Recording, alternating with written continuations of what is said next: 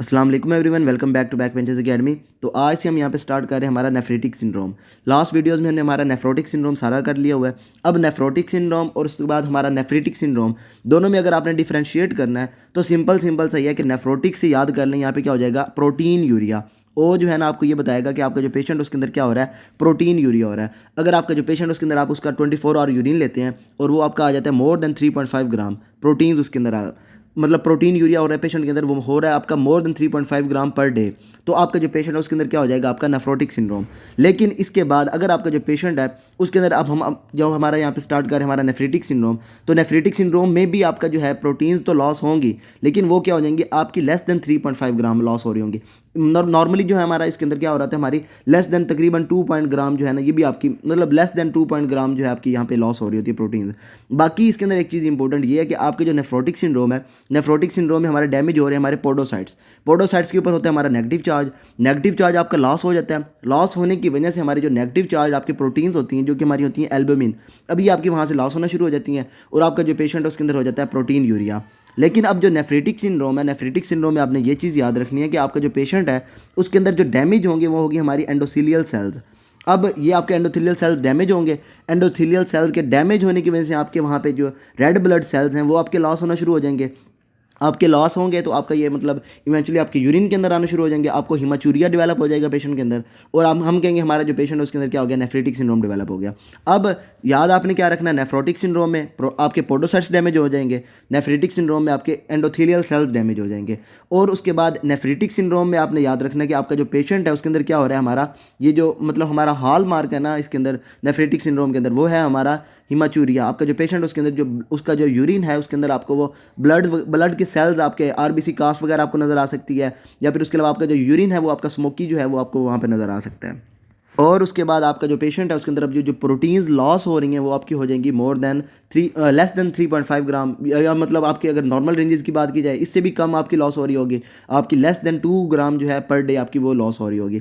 अब nephritic syndrome में होता क्या है, आपका जो पेशेंट है ना उसके अंदर वो जो उसकी ग्लोमेरुलर बेसमेंट मेम्ब्रेन है वो आपकी जो है डैमेज होना शुरू हो जाती है। अब ग्लोमेरुलर बेसमेंट मेम्ब्रेन जो है वो आपकी डैमेज होगी बाय न्यूट्रोफिल्स। अब ये क्या हो जाएगी, जैसे आपकी ये जो आपकी ग्लोमेरुलर बेसमेंट मेम्ब्रेन है उसके ऊपर आपके न्यूट्रोफिल्स आए, उन्होंने आके वहाँ पे उसको डैमेज किया, वहाँ पे आपकी हो जाएगी इन्फ्लेमेशन हुई। अब क्या हो जाएगी, आपकी जो एंडोथेलियल सेल्स वगैरह जो हैं आपके वहाँ पे उसके डैमेज होना शुरू हो गया। अब आपके जो आरबीसीज हैं वो आपके लॉस होना शुरू हो जाएंगे आपके यूरिन के अंदर। इसके साथ साथ क्या हो जाएगा, आपकी यहाँ पे अब आपके एंडोथेलियल सेल्स डैमेज हो गए। अब एक तरह का यहाँ पे जो प्रोटीन्स के लॉस के लिए आपका वहाँ पे एक बैरियर बना हुआ था वो भी आपका यहाँ से कम हो गया। अब इसकी वजह से आपका क्या हो जाएगा, जो पेशेंट है उसके अंदर आपकी ये जो प्रोटीन्स हैं वो भी आपकी वहाँ पे लॉस हो रही होंगी। अब जो पेशेंट है उसके अंदर क्या हुआ, एक तो आपका यहाँ पे प्रोटीन यूरिया हो गया, और उसके बाद आपका जो पेशेंट है उसके अंदर हो गया हिमाचूरिया। अब प्रोटीन्स अगर आपकी लॉस हो रही है यूरिन के अंदर, तो इसका मतलब ये है कि आपका जो पेशेंट है उसके ब्लड के अंदर आपकी यूरिन आपकी जो प्रोटीन्स हैं वो आपकी कम हो रही हैं। अगर ब्लड के अंदर प्रोटीन्स कम हो रही हैं तो इसका मतलब ये है कि आपका ऑन्कोटिक प्रेशर जो है, ऑन्कोटिक प्रेशर का काम क्या होता है कि इसने जो फ्लूइड है उसको आपकी ब्लड वेसल्स के अंदर इसको खींच के रखना होता है। अब क्या हुआ, इसके अंदर आपका जो पेशेंट है उसके अंदर क्या हुआ, आपका ऑन्कोटिक प्रेशर आपका कम हो गया। अब आपकी जो चीज़ें हैं वो आपकी जो है ये हमारे एक्स्ट्रा सेलुलर फ्लूइड जो है हमारे उसके अंदर आपकी लॉस होना शुरू हो जाएंगी। आपका जो पेशेंट उसके अंदर क्या हो जाएगा, हमारा एडिमा डेवलप हो जाएगा। बाकी इसके अंदर एक चीज़ वो इंपॉर्टेंट ये है कि आपका जो नेफ्रेटिक सिंड्रोम होता है इसके अंदर जो पेशेंट होता है उसकी जो ग्लोमेरुलर बेसमेंट मेम्ब्रेन है वो आपकी डैमेज हुई, तो आपका जो पेशेंट है उसके अंदर क्या हो गया, आपका GFR जो है वो आपका कम हो गया, मतलब आपका जो बैरियर है वो आपका लॉस हो गया। अब क्या हुआ, आपका वहाँ पे GFR कम हुआ। GFR जब आपका कम होता है तो हमारा क्या होता है, हमें पता है हमारी जो किडनीज़ है उनको तो नहीं ना पता कि यहाँ पे हमारा डैमेज हो रहा है या फिर क्या मसला हो रहा है। अब किडनीज़ क्या कर देंगी, हमारा यहाँ पे हमारा जो है सिस्टम, हमारा रॉ सिस्टम, उसको यहाँ पे इन्होंने एक्टिवेट कर देना है। अब रॉ सिस्टम जैसे ही एक्टिवेट होगा ये क्या करेगा, हमारा वहाँ पे हमारी जो सोडियम है उसको वहाँ पे रिटेंशन करवाना शुरू कर देगा। सोडियम के साथ साथ हमारी वहाँ पे वाटर भी हमारा जो है वो हमारे जो है ना एक्स्ट्रा सेलुलर फ्लूइड के अंदर हमारी वेसल्स वगैरह जो हैं उसके अंदर आना शुरू हो जाएगा। सोडियम रिटेंशन करवाई, आपके यहाँ पे क्या हो जाएगा, पेशेंट जो है सोडियम के साथ साथ जो मैंने आपको पहले बताया यहाँ पे हमारा मतलब sodium wherever sodium goes water follows. अब क्या हो जाएगा, आपका जो पेशेंट है उसके अंदर यहाँ पे आपको हाइपरटेंशन जो है वो आपकी यहाँ पे डेवलप हो जाएगी।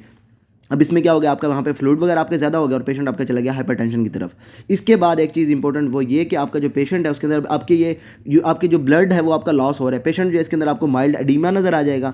और उसके बाद ये कि आपकी जो प्रोटीन्स लॉस हो रही हैं, आपका यहाँ पे एक और चीज़ वो ये कि आपका जो पेशेंट है रास सिस्टम एक्टिवेट हो गया। अब इसके एक्टिवेशन की वजह से वहाँ पे क्या हो जाएगा, आपका हाइड्रोस्टैटिक प्रेशर जो है वो आपका बढ़ जाएगा। अब हाइड्रोस्टैटिक प्रेशर जो है आपका ये क्या करता है, हमारी फिल्ट्रेशन करवा रहा होता है। लेकिन अब इस केस में क्या होगा, आपका जैसे हाइड्रोस्टैटिक प्रेशर बढ़ेगा पहले तो हमारा ऑन्कोटिक प्रेशर कम हुआ, उसकी वजह से आपका एडिमा डेवलप हो गया। अब हाइड्रोस्टैटिक प्रेशर के बढ़ने की वजह से भी आपका वहाँ पे जो है एडिमा डेवलप हो रहा होगा, मतलब आपके ऑन्कोटिक प्रेशर भी कम हो गया, हाइड्रोस्टैटिक प्रेशर ज़्यादा हो गया। अब पेशेंट जो है इसके अंदर हमारा क्या हो जाएगा, एडिमा डेवलप हो जाएगा। उसके बाद आपका जो पेशेंट है उसके अंदर यूरिन के अंदर उसको आपके ये आपके आरबीसी कास्ट वगैरह या फिर आपको रेड ब्लड सेल्स आपको नजर आ जाएंगे। हम कहेंगे हमारा जो पेशेंट है उसके अंदर हमारा हिमेचुरिया डेवलप हो रहा है। और उसके साथ साथ इंपॉर्टेंट ये कि आपका जो पेशेंट है उसके अंदर हमारा जो जीएफआर हमारा कम हो रहा है। अब जीएफआर की वजह से हमारे जो यहाँ पे हमारे जो फ्लूइड आ रहा होता है, हमारा जो हमारे आपके ब्लड के अंदर से आ रहा होता है, अब उसको हम क्या कर रहे होते हैं, हमारे फिल्टर कर रहे होते हैं। और फिल्टर में हमारे जो हमारे वेस्ट मटेरियल्स होते हैं हम उसको रिलीज़ करवा रहे होते हैं।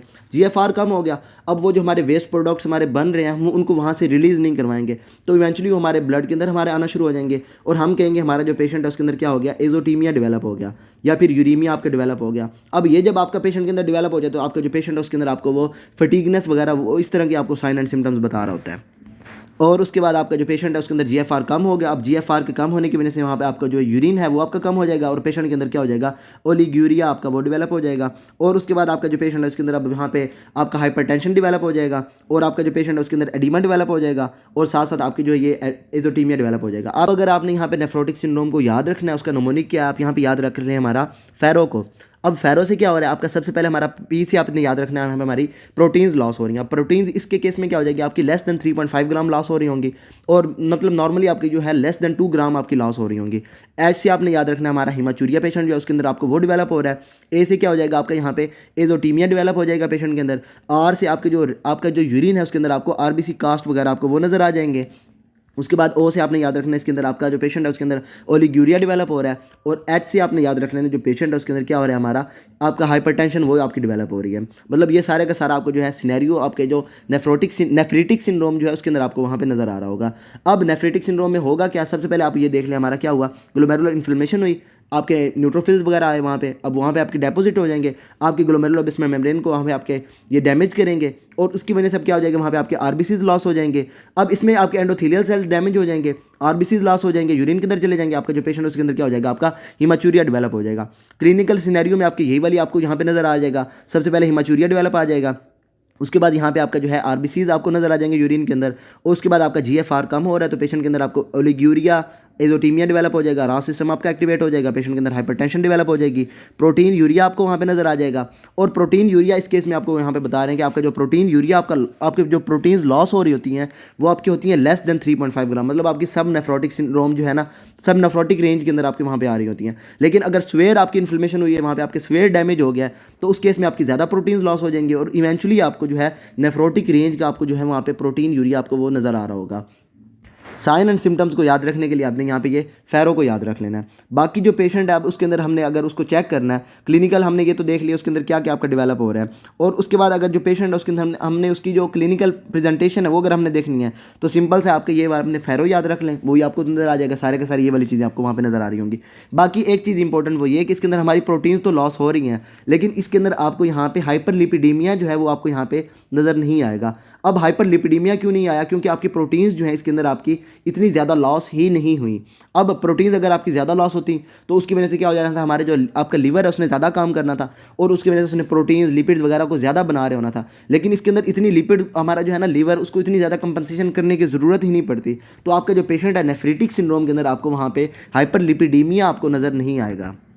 बाकी डायग्नोसिस के लिए आपने सिंपल सा ये है कि पेशेंट जो है उसके अंदर आप उसका ब्लड टेस्ट करवा लें, उसके बाद आपका जो है यूरिन उसको चेक करवा लें। ब्लड टेस्ट करवाएंगे उसके अंदर आपको यूरीमिया वगैरह आपको नजर आ जाएगा। उसके बाद आप उसका यूरिन टेस्ट करवाएंगे उसके अंदर आपको आरबीसीज वगैरह नजर आ जाएंगे, आरबीसी कास्ट वगैरह नजर आ जाएगी और इस तरह की साइन एंड सिम्टम्स। और उसके बाद हमारा जो ब्लड टेस्ट है उसके अंदर हमारा क्या हो जाएगा, आपका BUN आपका बड़ा हुआ, क्योंकि आपकी वहाँ पे ये जो चीज़ें हमारी जो है आपके नाइट्रोजनस वेस्ट वगैरह वो आपके लॉस नहीं हो रहे, तो आपका जो BUN और क्रेटिनिन की रेशियो जो है वो आपकी वहाँ पे उसके इसमें आपकी बढ़ जाएगी। बाकी जैसे हमने वहाँ पे हमारा नेफ्रोटिक सिंड्रोम को देखा था, वहाँ पे हमने क्या किया था, सबसे पहले तो हमने ये वाले मतलब नॉर्मल हमने देख लिए, लेकिन हमने इवेंचुअली जब है आपने उसको डायग्नोज करना है कि आपका जो नेफ्रोटिक या नेफ्रेटिक सिंड्रोम आपकी किस वजह से कॉज हो रहा है, तो आपने क्या करवा लेनी है, वहाँ पे हमारी रीनल बायोप्सी करवा लेनी है। रीनल बायोप्सी में क्या हो जाएगा, हम वहाँ से सैंपल लेंगे आपकी किडनी से, उसको हम देखेंगे लाइट माइक्रोस्कोप पे, उसके बाद हमारी इलेक्ट्रॉन माइक्रोस्कोप पे और हमारी इम्यूनोफ्लोरेसेंस पे। अब अगर आपके वहाँ पे आपके इम्यून कम्प्लेक्स वगैरह आपके डिपॉजिट हो रहे हैं तो आपकी इम्यूनोफ्लोरेसेंस आपकी पॉजिटिव हो जाएगी, अगर नहीं हो रहे तो आपकी नेगेटिव हो जाएगी। बाकी हमने याद ये रखना है कि आपका जो पेशेंट है इसके अंदर अगर आप देखते हैं कोई भी आपकी कॉज है, आपकी यहाँ पे हमारी आ जाती है हमारी स्ट्रेप्टोकोकल कॉज आ सकती है, एक्यूट स्ट्रेप्टोकोकल ग्लोमेरुलोनेफ्राइटिस, या फिर उसके अलावा आपका एल्पर्ट सिंड्रोम, गुड पास्चर सिंड्रोम। जिस केस में आपके वहाँ पे डिपॉजिट हो रहे हैं हमारे इम्यून कम्प्लेक्स, वो हम आगे देखेंगे, तो वहाँ पे आपकी क्या हो जाएगी, इम्यूनोफ्लोरेसेंस आपकी पॉजिटिव हो जाएगी। बाकी हमने याद क्या रखना है, आपकी लाइट माइक्रोस्कोप पे आपको क्या नज़र आएगा, इलेक्ट्रॉन माइक्रोस्कोप पे आपको क्या वहाँ पे नज़र आ जाएगा।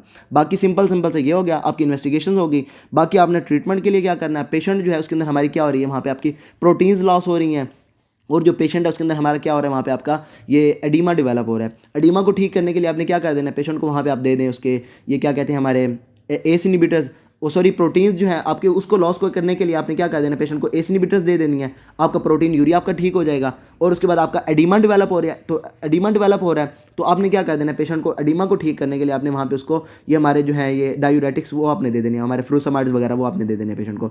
आपका क्या हो जाएगा, एडिमा डेवलप हो रहा था वो आपका ठीक हो जाएगा। बाकी इसके अंदर जो एडिमा डेवलप होगा वो आपको ज़्यादातर नजर आएगा उसकी ये पेरी ऑर्बिटल एडिमा, तो वो आपका जो पेरी ऑर्बिटल एडिमा जो है वो हमारा ज़्यादा हो रहा है हमारे इसके अंदर नेफ्रेटिक सिंड्रोम के अंदर। और बाकी लॉस ऑफ आपका ब्लड जो है उसकी वजह से आपको जो पेशेंट है उसके अंदर आपको स्मोकी यूरिन वगैरह इस तरह की आपको वो बता सकता है वहाँ पे।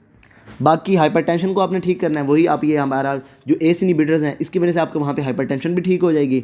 बाकी आपने क्या करना है, पेशेंट को वहाँ पे अपने साल्ट वगैरह जो है उसकी रिस्ट्रिक्शन पे लगा देना है, क्योंकि आपका वैसे ही पेशेंट जो हाइपरटेंशन पे है साल्ट्स वगैरह से पेशेंट को वैसे रोक देना है। और उसके बाद आपने क्या कर लेना, अगर आप ये पेशेंट जो है इसको आप ठीक नहीं करते तो इसके अंदर जो पेशेंट है वो आपका CKD की तरफ जा सकता है, एक्यूट किडनी इंजरीज हो सकती है आपको वहाँ पे। तो आपने जो है इसको सारा मतलब वहाँ से आपने डायग्नोज करना है, आपको रीनल बायोप्सी करवा के आप देखेंगे, तो उसके बाद आपने मतलब पेशेंट जो है उसको ट्रीट करने के लिए आपने क्या करना है, वहाँ पे उसको एस इनहिबिटर उसके बाद डायूरेटिक्स वगैरह दे देने। बाकी इसकी जो हमारी कॉजेज़ हैं, जो हमारी इसके अंदर क्या क्या कॉज आ रही है आपकी वहाँ पे, तो वो हम सारी नेक्स्ट वीडियोस में हमारी देखेंगे। बाकी अभी तक आपको नेफ्रेटिक सिंड्रोम के अंदर आपको कोई भी प्रॉब्लम हो then you can ask me, and till then अल्लाह हाफिज़।